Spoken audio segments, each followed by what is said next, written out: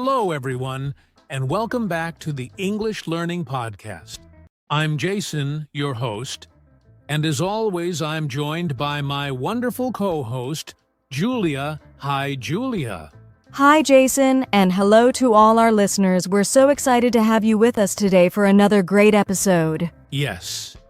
Today, we're talking about something that so many English learners struggle with: fixing your English accent. Have you ever felt like no matter how much you practice, people still don't understand you clearly?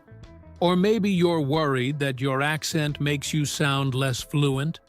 Oh, absolutely. A lot of learners feel self-conscious about their accent. But here's something important to remember. Having an accent is completely normal. The goal isn't to erase it. It's to make your English sound clearer and more natural. Exactly. So in today's episode, we're going to break it all down for you. We'll talk about why accents exist, the difference between pronunciation and accent, common mistakes English learners make, and some powerful techniques to help you improve your spoken English. And of course, we'll share some fun and easy ways to train your accent every day so you can sound more confident when speaking English. That's right. So whether you want to reduce your accent, sound more natural, or just improve your pronunciation, this episode is for you. Let's get started. So, before we jump into fixing your English accent, let's first talk about what an accent actually is. Julia, how would you describe it? Great question. An accent is simply the way a person pronounces words based on their native language. Everyone has an accent. Even native English speakers have different accents depending on where they're from, like British, American, Australian, or even regional accents like New York or Texas accents. Exactly! So, having an accent isn't a bad thing at all. It's just a part of who we are. But sometimes, an accent can make it harder for others to understand what you're saying, and that's when pronunciation becomes important. Right. So what's the difference between accent and pronunciation? Good question. Pronunciation refers to how clearly and correctly you say individual words and sounds. Even if you have an accent, you can still pronounce words correctly so that people understand you. That's an important point. Some learners believe they have to completely lose their accent to speak good English, but that's not true at all. Not at all. In fact, trying to completely erase your accent can be really frustrating. The goal should be clarity, not sounding exactly like a native speaker, but making sure people understand you easily. Yes, and speaking of myths, another common question is, can you completely lose your accent? What do you think, Jason? Well, research shows that if you start learning a language as a child, you can develop a native-like accent.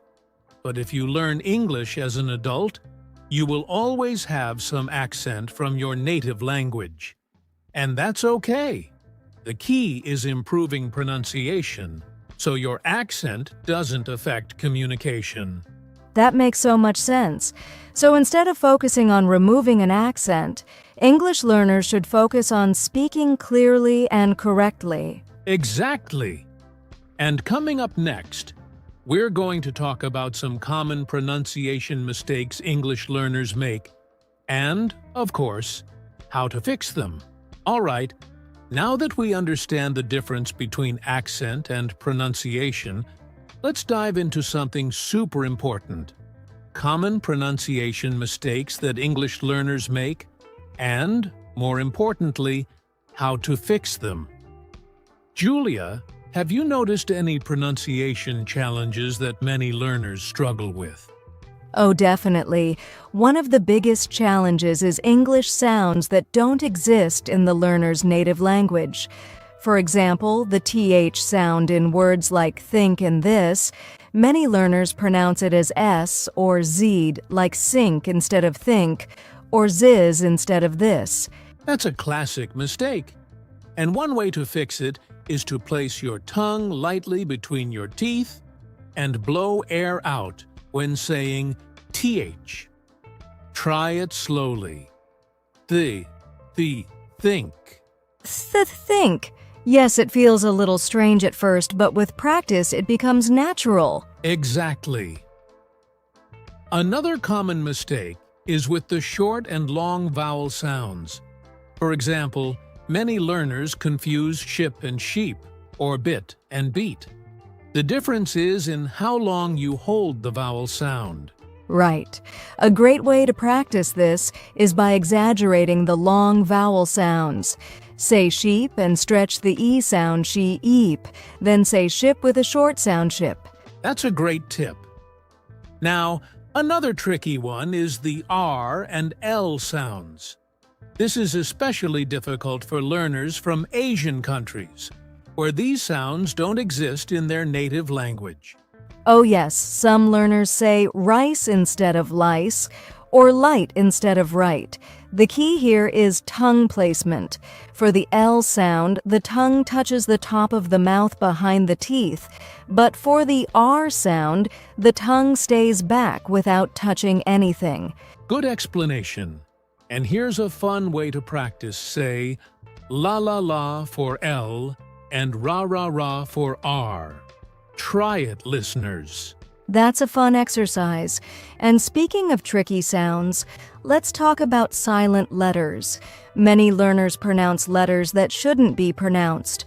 For example, in words like no, the K is silent, honest, the H is silent, and castle, the T is silent. That's true.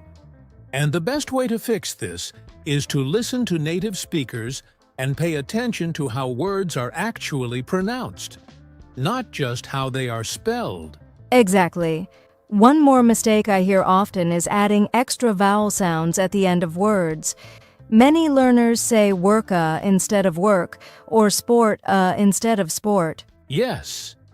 This happens because some languages naturally add vowel sounds at the end of words.